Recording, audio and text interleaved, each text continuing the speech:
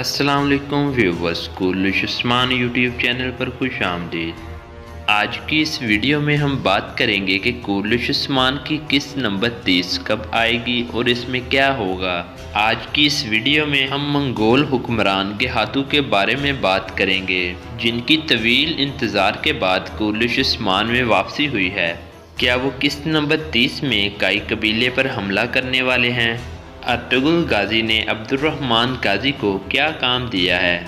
گہاتو کے بیٹے معطل گاہ نے عثمان بے کو کس جال میں پھنسا دیا ہے؟ یولق حسن نے منگولوں کے ساتھ مل کر کیا منصوبہ بنایا ہے؟ عثمان بے اور ان کے بڑے بھائی سوچی بے کے درمیان کیا ہوگا؟ دوندار بے سوچی بے کے ساتھ مل کر کیا کرے گا اور کیا ارطغرل بے سیریا چھوڑنے والے ہیں؟ ان تمام سوالوں کے جوابات جاننے کے لیے ویڈیو کو آخر تک لازمی دیکھیں اور ہمارے چینل کو ضرور سے سبسکرائب کر دیں۔ تو ویورز، بات کرتے ہیں گہاتو کے بارے میں، جو کہ طویل انتظار کے بعد سیزن 2 میں واپس آ چکا ہے۔ گہاتو اس وقت بہت غصہ ہوگا جب اس کو معلوم ہوگا کہ ان کے بیٹے معطل گاہ کو عثمان بے نے اغوا کر لیا ہے۔ اس طرح اب بازنطینیوں آیا نکولا اور یولق ارسلان کے بعد اب گہاتو بھی عثمان بے کے خلاف آئے گا اور وہ عثمان بے کے لیے پریشانی کا باعث بنے گا۔ اس کے علاوہ ہم یولق ارسلان کے بارے پہلے ہی بتا چکے ہیں کہ اس کے منگولوں کے ساتھ بہت مضبوط روابط ہیں۔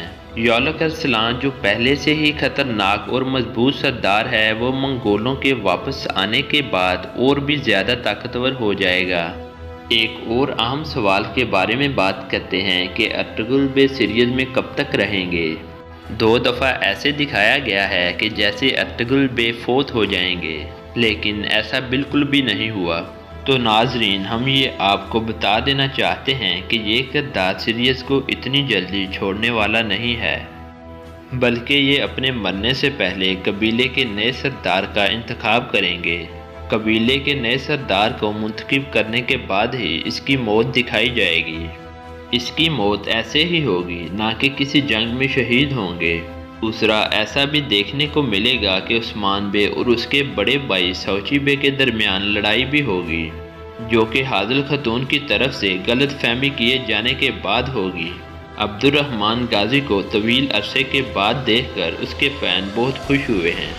جب ارطغرل بے اور عبد الرحمن غازی کے درمیان ملاقات ہوئی تو اس میں سلجان خاتون اور بامسے بے کا بھی ذکر کیا گیا، جس میں عبد الرحمن غازی نے ارطغرل بے کے سوال کا جواب دیتے ہوئے کہا کہ یہ دونوں کردار بہت جلد ہی آپ سے ملیں گے۔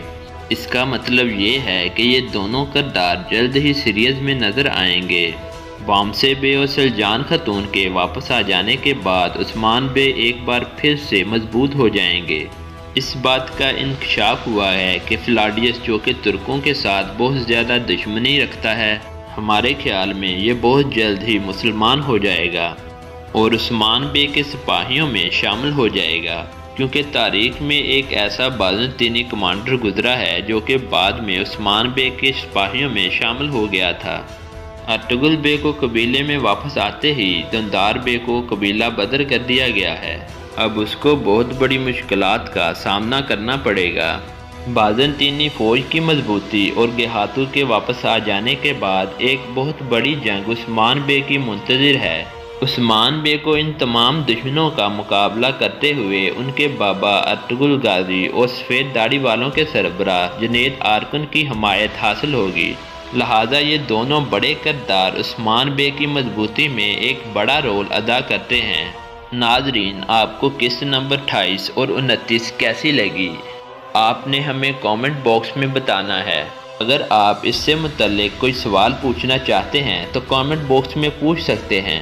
تو ناظرین، آپ کو ہماری آج کی ویڈیو کیسی لگی؟ اگر اچھی لگے تو اسے لائک ضرور کر دیں اور کامنٹ باکس میں اپنی رائے کا اظہار ضرور کیجیے گا۔ آج کی ویڈیو میں بس اتنا ہی، ملتے ہیں کسی نئی ویڈیو میں، تب تک کے لیے اللہ حافظ۔